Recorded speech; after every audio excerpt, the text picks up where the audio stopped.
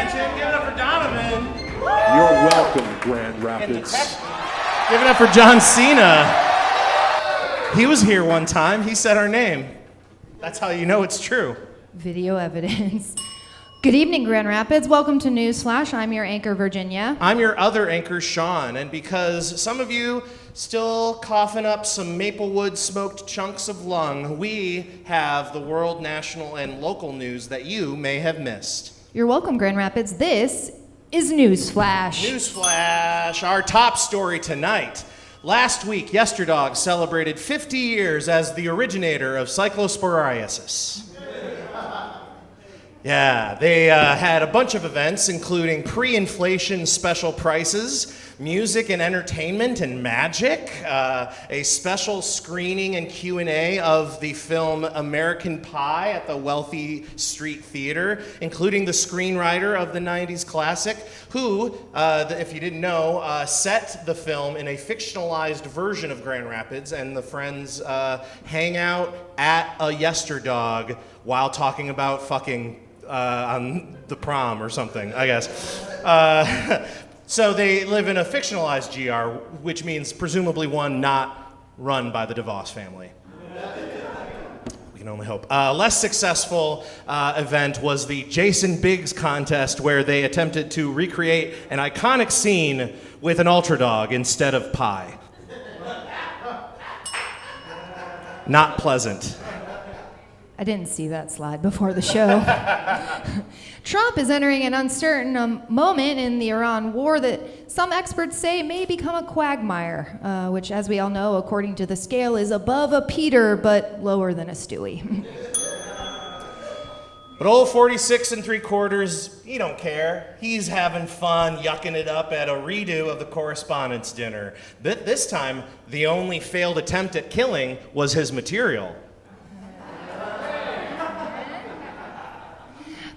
We could have just looked up some of these and shared, these cringy punchlines, but there's just something about willingly watching a guy with the worst sense of humor who can't take any joke about himself to the point where he actively lobbies to get late night hosts kicked off the air, attempting to do a tight 10, mostly roasting his employees that just screams Michael Scott, but without the redeeming charm of being a fictional character played by National Treasure Steve Carell, so it's like Scott's Tots Scott, hard pass, thanks. But he's a busy gram pedophile.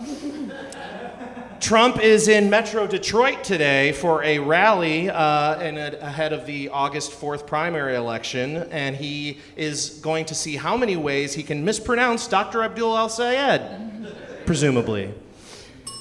The limit does not exist. Speaking of the election in a couple weeks, Governor Whitmer recently endorsed Haley Stevens for the U.S. Senate race. I know. To be fair, there was more to Governor Whitmer's statement, but I do feel like it got a little super packed. Get it? Astronomer, I'm jumping ahead. By now, you may have heard about the recently departed Lindsey Graham being replaced by his sister, Darlene Graham Nordone, who has been appointed to serve the remainder of her late brother's Senate term. And we here at NewsFlash have uncovered the interim senator's plans for the rest of this term. First order of business, burn all of Lindsay's diaries. And make sure to keep any and all wars going for as long as humanly possible. Yes.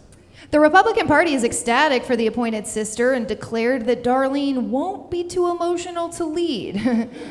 Since the 62-year-old recently went through menopause, or as Lindsay used to call it, Darlene's Jezebel tantrums. Lil Sis is beyond excited to fill her older brother's designer shoes. Darlene shared, he never let me wear them because he told me I would just stretch them out and walk like a newborn deer in them.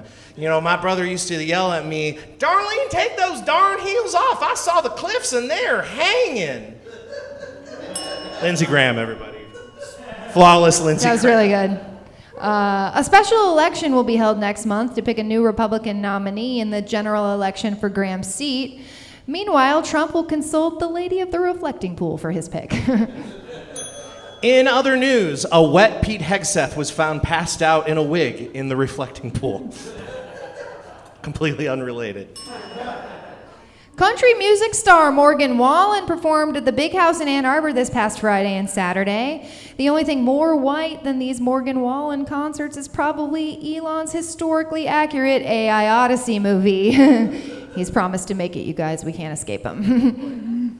A new study shows that data centers will take up 1/5 of the U.S. power consumption by 2035. But after Elon makes that historically accurate AI Odyssey movie, we might get there by 2030. NewsFlash! Yes. Yeah, it's just as jarring for me too, guys. The Trump administration has legalized the killing of endangered species formerly protected under the Endangered Species Act. In related news, manatees are learning self-defense techniques. They may be endangered, but if you mess with them, your ass is in danger. Nice. An expedition to find Amelia Earhart's plane has set to begin this year. Way to strike while the iron's hot. She only had an 89-year head start to find a good hiding spot, so best of luck, everybody. Today is National Barbie in a Blender Day, which must make tomorrow National Your Daughter Hates You Day. Yes, there's a day for everything. These Hallmark holidays, are you kidding me? Astronomers have found sugar lurking between the stars.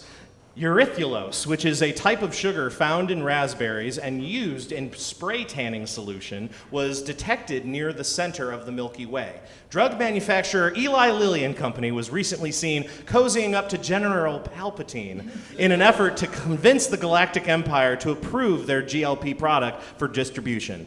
When asked about the private dinner, Palpatine joked, "I actually know a fucker who could use that." The Hutt family could not be reached for comment. Moana continues to flop at the box office. The live-action remake opened far below expectations with $43 million at the North American box office and $95 million globally.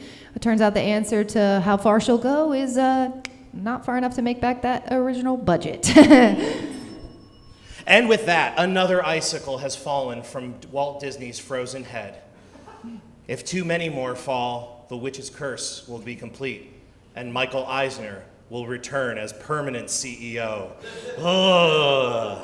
Yes, that's right. Even wrestling fan dads who have their kids on the weekends wouldn't take them to this to see what The Rock was cooking. They said, "It's like watching your hero sell cars on TV. We've been fooled too many times." That's a Dusty Rhodes reference for one or two of you. For all those wrestling heads Mike in the Bussler audience. loved that one. Yeah. What this means, of course, is that other potential live-action adaptations slated for release have ended up on the chopping block. Among those projects are Tarzan, starring an upsetting AI version of Ric Flair, Three Caballeros, starring the Demolition, and the WWE Divas in G-Force. Those are good jokes, you guys, They're but really I good. gotta tell you, you're not the right audience for this. Not I quite swear. not quite the demographic Our for NewsFlash writers WWE deserve credit jokes. because those were really. So glad that good. Trevor and Mike Bussler are in the I'm audience. just saying. Yeah, Otherwise- thank you. But also, Were those supposed to yeah. be jokes? That's what a lot I of just people were want to thinking. say to everyone here, congratulations for reading so many books, though. Like, we can tell. And finally, anti-aging influencer Brian Johnson. He spent millions trying to slow down the inevitable effects of time through strict diets, including... Oh, yes. Taking 80 pills and other various treatments, just like Paula Abdul before him. Oh, sorry. That joke was just for me. Guys aren't Paula Abdul fans or wrestling fans. What do you like? What? Where can we get you? She clapped. She said, I watch Lost. That's where it overlaps. No, 80 pills a day and other various treatments. Like my grandmother before me? Huh? Okay, guys. All right, relax, everybody. Not everyone has grandmas. I get it. No, but he's just taken another step towards his longevity goal by creating what he calls a clone of himself. I guess some people saw the substance and instead of going, oh no, thought, hold my beer. Yes, an anti-aging influencer has cloned himself, but, you know, he's just going to try to use it for threesomes when they're of age. Just kidding. Actually, this is a true fact that I wish I didn't have to know, and you're going to know now, too. This guy has been literally borrowing his son's plasma and nocturnal emissions for his personal use. So sleep tight, Grand Rapids. Your dad's not as bad.